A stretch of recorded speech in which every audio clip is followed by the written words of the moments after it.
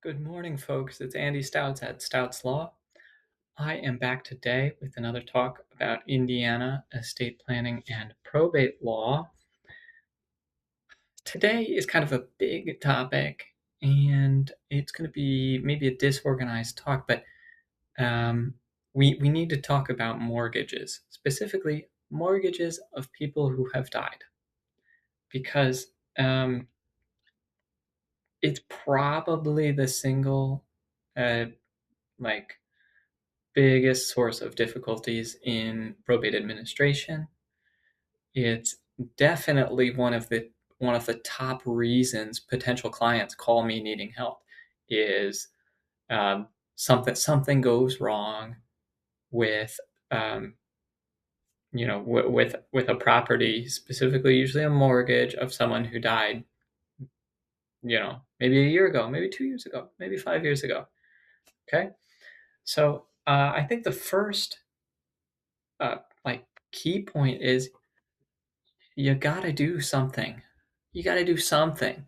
When someone dies with a house, um, the personal representative, the heirs, the family, um, somebody's gotta step up and deal with the mortgage lender. Assuming there is one. You can't just carry on and hope it all works out, right? Um, the sooner you come up with a plan, the better it's going to go. Okay, so opening a probate estate is great because we've got very formal rules, right? We've got this whole probate code that explains how to handle these things. The mortgage companies know how to work with that. Probate attorneys know how to work with that. You'll have clear direction, as an heir and as a personal representative. I think what gets a lot of people into trouble is usually in practice, you can kind of keep paying a mortgage in a decedent's name for at least a while. And um, and there's actually law dictating that mortgage companies have to let you give you a grace period, right? To figure things out. But that grace period isn't forever. And so the longer you wait, the more problems you're going to have.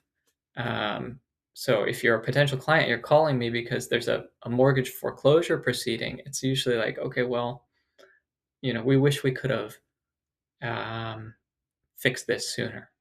So the underlying concept, of course, is that um, unlike personal debts, like a credit card debt or a medical bill, a mortgage loan is secured on a house, right? It attaches. So even though the homeowner has died, that mortgage debt doesn't go away automatically because it's not attached to the person; it's attached to the house. Um, So usually, no matter the scenario, formal probate administration, informal resolution, whatever, you're going to have to do something. The mortgage doesn't just go away.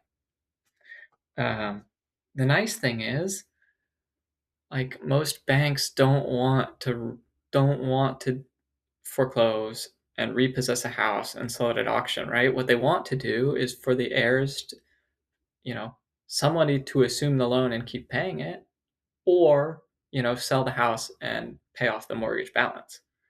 So usually, this is very general. Lots of times, if you're going to do that, it's worth it to go tell the lender because they'll be like, okay, great,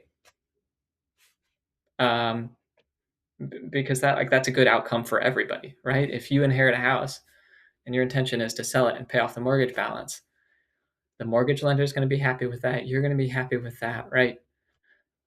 So it's just kind of a matter of communication. There are provisions in the probate code to pause a foreclosure action, right?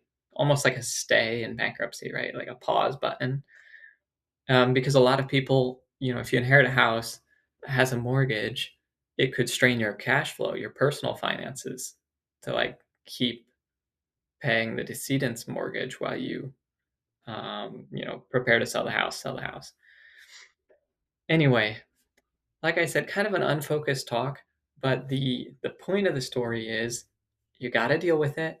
Sooner is better than later, and you've got lots of options um, on how to go about it and make everybody happy.